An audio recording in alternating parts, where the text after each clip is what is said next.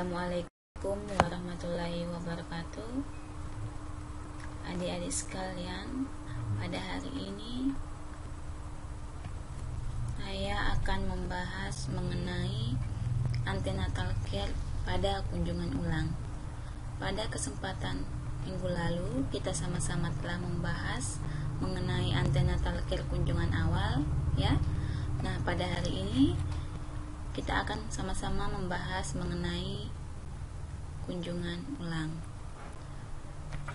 Sebelum itu, kita harus mengetahui apa tujuan dari pemeriksaan ANC, kunjungan awal maupun kunjungan ulang, yaitu yang pertama untuk menentukan status kesehatan ibu dan janin, kemudian menentukan usia gestasi atau usia kehamilan, dan dengan melakukan kunjungan awal secara teratur, kita dapat memulai untuk merencanakan melanjutkan perawatan secara obstetrik.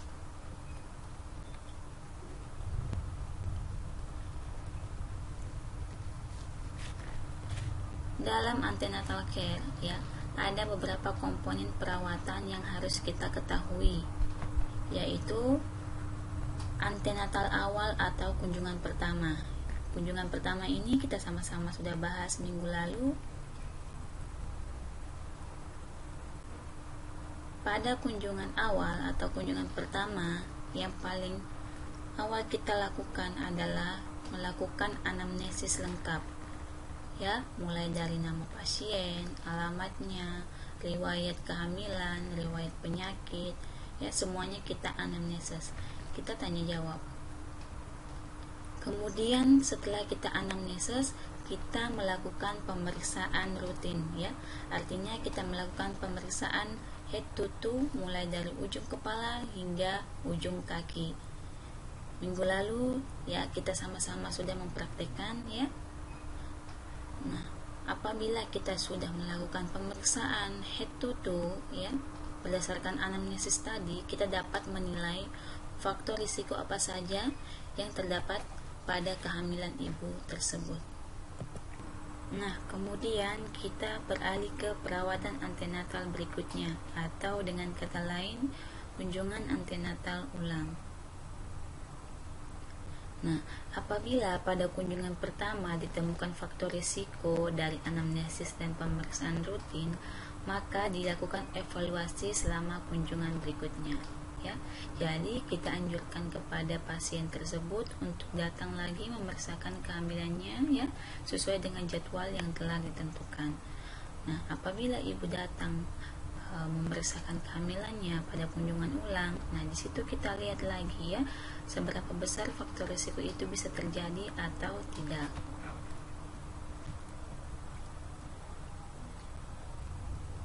Oke, jadi kita langsung masuk ke poin dari pembelajaran kita hari ini, yaitu mengenai kunjungan ulang antenatal care, ya, pada ibu hamil. Di sini ada beberapa kali kunjungan pada kunjungan ulang, yaitu bisa pada usia kehamilan ibu 15 hingga 20 minggu. Kemudian kunjungan ulang selanjutnya yaitu 24 sampai 28 minggu. Dan kunjungan ulang yang terakhir yaitu 28 minggu atau bisa lebih dari 28 minggu.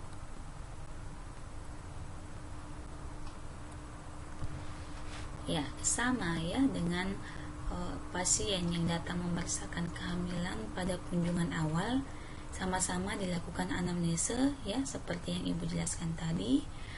Dilakukan juga pemeriksaan fisik.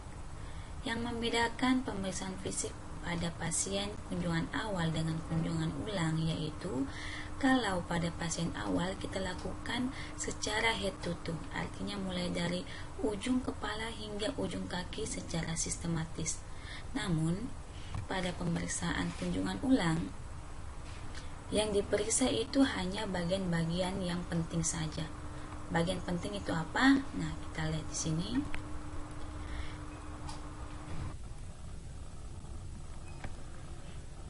Nah, Kemudian kita langsung masuk ke pemeriksaan obstetrik atau pemeriksaan yang langsung berhubungan dengan kehamilan ibu. Nah, di sini dijelaskan bahwa ada 3, ya. Ada abdomen, kemudian ada vulva, dan ada tungkai.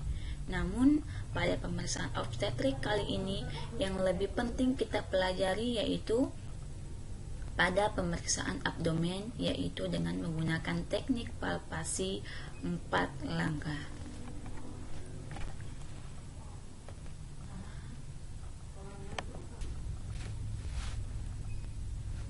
Oke adik-adik, selanjutnya kita masuk langsung ya pada penjelasan pemeriksaan abdomen dengan teknik palpasi Leopold. Leopold yang pertama, ya. Apa fungsi dari Leopold 1 atau Leopold pertama? Yaitu untuk menentukan tinggi fundus, ya, serta untuk menentukan bagian apa yang ada di dalam fundus, ya. Jadi coba adik-adik lihat gambarnya, ya, bagaimana posisi dari petugas kesehatan dan bagaimana posisi dari pasien, ya. Jadi kita mengatur posisi pemeriksa sehingga menghadap ke bagian kepala ibu. Kemudian letakkan sisi lateral telunjuk kiri pada puncak fundus uteri untuk menentukan tinggi fundus, ya. Jadi kita lakukan secara bergantian.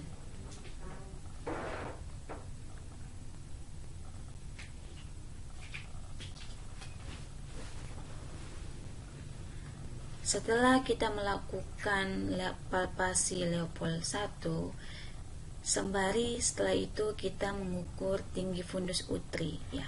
Caranya adik-adik dapat lihat di gambar, ya. Kita menarik bagian ujung dari sentimeter, kita letakkan di atas fundus, ya. Kemudian tarik ke pinggir atas simfisis pubis. Jadi ukuran dari tinggi fundus itu kita ukur dari pinggir atas simfisis pubis ke tinggi fundus. Nah, setelah Leopold 1, kita masuk langsung ke Leopold 2, ya. Dimana fungsi dari palpasi Leopold 2 ini yaitu untuk menentukan bagian janin yang berada di kedua sisi uterus. Pada letak lintang, tentukan di mana kepala janin, ya. Jadi gambarnya seperti ini. Jadi tangan yang satu atau tangan kiri petugas, ya, menetap di salah satu sisi perut ibu, yaitu di sisi kanan. Tangan kiri kita tetap menetap untuk menahan sisi kanan perut ibu. Kemudian tangan kanan dari pemeriksa menelusuri bagian-bagian di mana terdapat punggung janin. Tanda-tanda terdapatnya punggung janin yaitu apa? Ya, jadi adanya bagian yang keras, ya, keras seperti papan, ya. Kemudian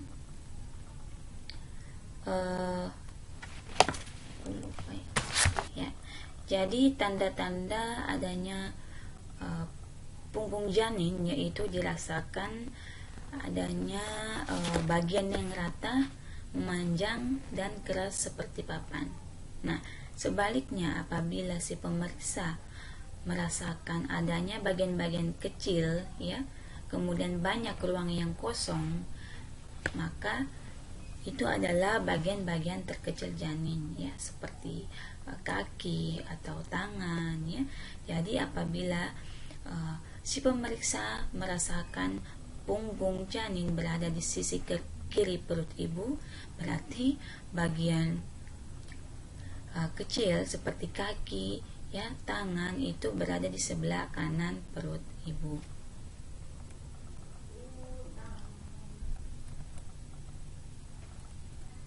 Nah, Kemudian palpasi Leopold III, ya, di mana palpasi ini berfungsi untuk menentukan bagian janin apa yang berada pada bagian bawah dan menentukan apakah bagian bawah sudah masuk pintu panggul. Jadi dengan teknik Leopold III ini kita bisa menentukan apakah bagian bawah janin itu kepala, ya, bokong ataupun anggota-anggota tubuh lainnya seperti tangan ataupun kaki. Yaitu caranya tangan kiri kita berada di atas fundus ibu, kemudian tangan kanan pemeriksa berada di, kemudian tangan kanan ini kita goyangkan, ya, apakah teraba keras, bundar dan melenting. Apabila tanda-tanda tersebut dirasakan, berarti bagian terendah janin itu adalah kepala. Kebalikannya, apabila bagian terbawah itu teraba lunak, luas dan lembek, maka bisa diidentifikasikan bahwa bagian terendah janin itu adalah bokong. Kemudian kita goyang-goyangkan bagian terbawah tersebut apakah sudah masuk pintu atas panggul atau belum. Tandanya apa? Jika masih goyang, berarti bagian terbawah janin itu masih berada di atas panggul atau dengan kata lain PAP, ya. Kemudian palpasi yang terakhir atau palpasi Leopold IV yaitu berfungsi untuk mengetahui sejauh mana bagian terbawah janin masuk ke pintu atas panggul. Ya, posisinya seperti ini, ya. Jika pada pemeriksaan palpasi Leopold 1, 2, dan 3 pemeriksa menghadap ke pasien, namun berbeda halnya pada pemeriksaan palpasi Leopold 4, yaitu pemeriksa membelakangi dari pasien, ya, seperti pada gambar ini. Tangan pemeriksa dibuat mengkerucut mengarah ke kaki ibu, kemudian tangan yang mengkerucut itu kita bentuk menjadi bentuk segitiga. Kemudian apabila ujung-ujung jari pemeriksa masih bertemu, ya, berarti bagian terbawah janin masih berada di pintu atas panggul atau artinya belum masuk ke dalam rongga panggul. Dan sebaliknya, apabila tangan pemeriksa yang membentuk segitiga tersebut sudah tidak mencapai ujung jari satu sama lain, berarti bagian terbawah janin bisa dikatakan sudah masuk ke dalam pintu atas panggul atau dengan kata lain bergerak dalam panggul. Bunyi jantung janin atau biasa disebut juga dengan DJJ, ya.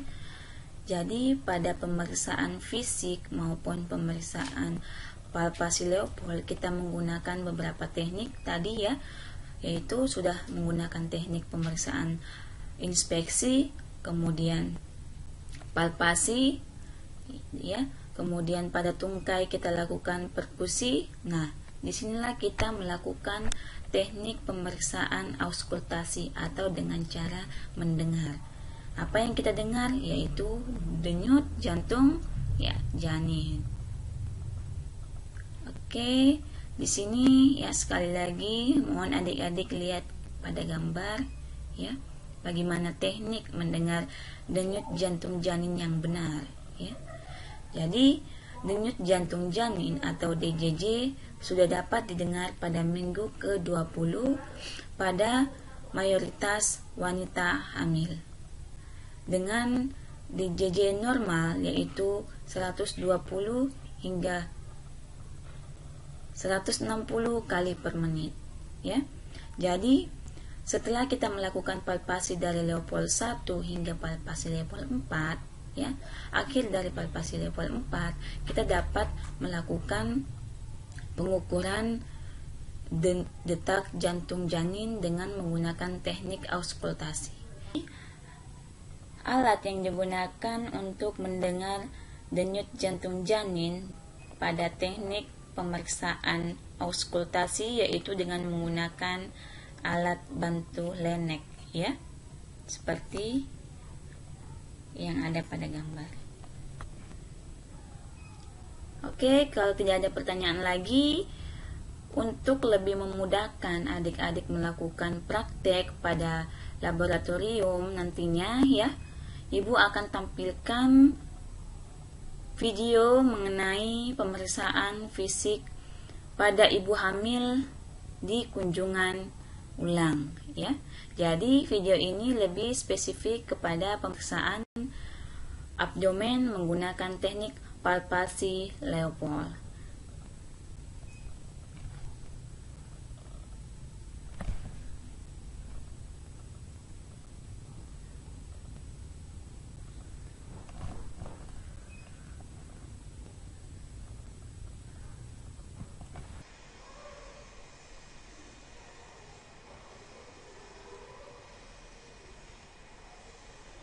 Leopold 1 untuk menentukan tinggi fundus uteri dan umur kehamilan, yaitu posisi pemeriksa menghadap ke kepala ibu.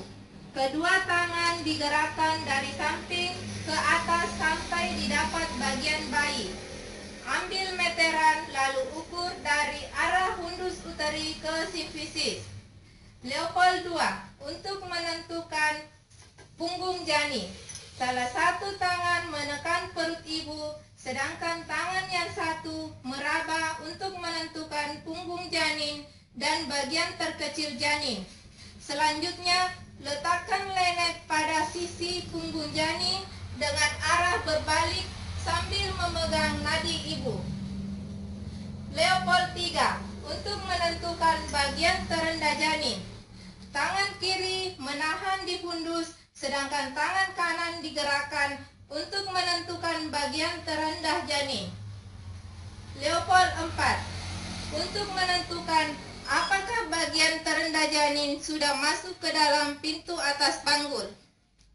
Posisikan pemeriksa menghadap ke kaki ibu. Gerakkan kedua tangan dari atas ke pintu atas panggul. Selanjutnya, letakkan jari-jari tangan kanan dan jari tangan kiri di simfisis untuk menilai seberapa jauh bagian terbawah masuk ke dalam pintu atas panggul. Demikianlah tentang peragaan pemeriksaan Leopold pada ibu hamil. Semoga bermanfaat bagi kita semua. Sekian dan banyak terima kasih. Hardiani B1305071, saya sebagai pembuka materi ini. Nama saya Gusna Nengsi B1305077, saya sebagai pembawa materi.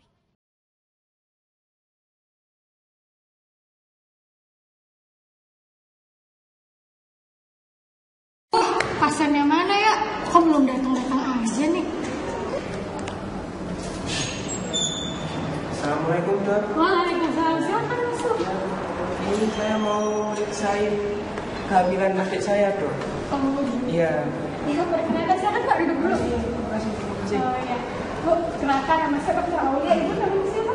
Ibu Ana. Oh, Ibu Ana ini? Ya, saya Ikhlas. Oh, Iya. kakaknya?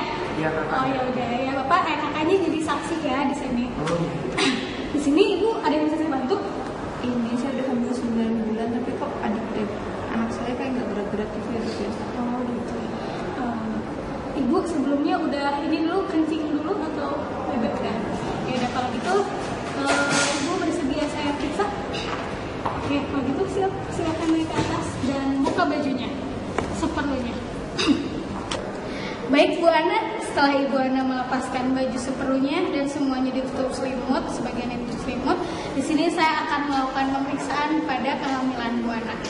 Nah, di sini pertama kita mulai dari Bismillahirrahmanirrahim, kemudian inspeksi. Kita inspeksi perutnya sebesar apa, apakah sesuai dengan umur janinnya. Kemudian kita lihat juga apakah ada striae atau sikatrik atau ada di sini ada linea albanya atau tidak. Setelah kita inspeksi, langkah kedua adalah palpasi. Biar hangat, biar pasien nggak kaget, kita hangatkan dulu tangan kita. Kemudian kita pemeriksaan Leopold. Pertama adalah Leopold 1. Leopold 1 kita memeriksa di fundus uterinya. Di fundus uterinya apakah yang teraba, apakah dia itu besar, keras, dan bulat, ataukah besar, lunak, dan bulat. Nah, ini lunak ya. Nanti di sini Bu kita lanjutkan dengan pemeriksaan Leopold 2 dengan cara memegang kanan kiri bagian uterus pasien. Yang ini kiri, yang ini kanan. Kita pegang apakah di sini merupakan tahanan panjang atau yang kecil-kecil. Ternyata di kiri pasien itu ini tahanan panjang, berarti punggungnya di sini. Kemudian di sini kecil-kecil, berarti di sini ekstremitas janin. Kita lanjutkan dengan pemeriksaan Leopold 3 dengan cara memfiksasi fundus uteri. Di pemeriksaan ketiga ini bagian bawahnya kita periksa apakah ini bulat besar panjang atau bulat besar lunak. Ternyata ini bulat besar keras. Kalau bulat besar keras berarti kepala.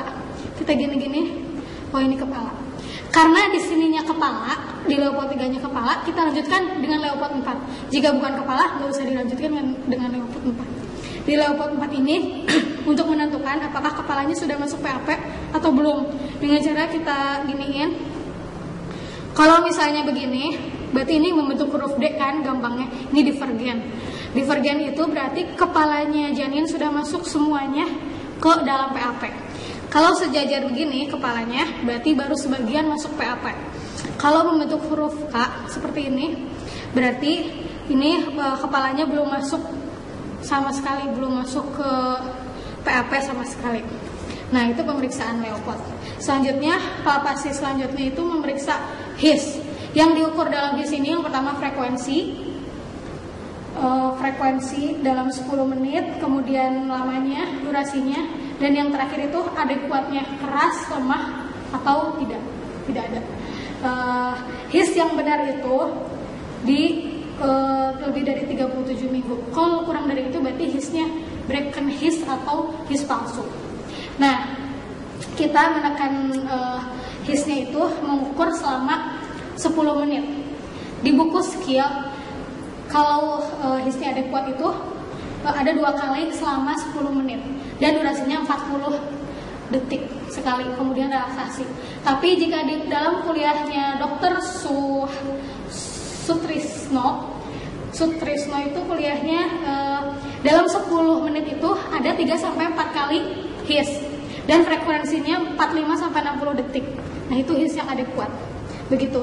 HIS-nya itu nanti kita hitung selama 10 menit, jadi harus tiap jam tangan dan benar-benar dihitung jika si kontraksi uterusnya itu perutnya seperti papan, keras banget. Nah, palpasi selesai, kemudian kita auskultasi dengan linek. Nah, tadi itu punggungnya kan di sebelah kiri pasien di sini. Sedangkan kepala tadi di sini.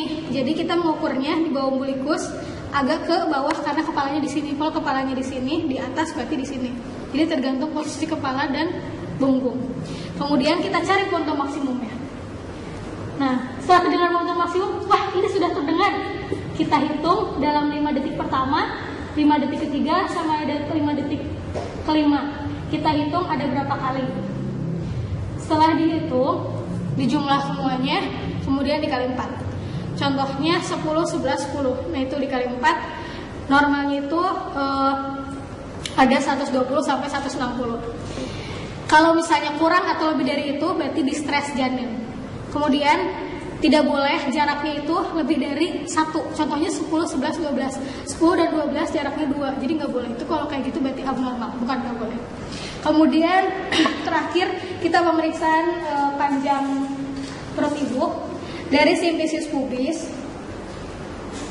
Bentar ya, simplicis pubis sampai fundus uteri. Nah, di sini ada 26 cm.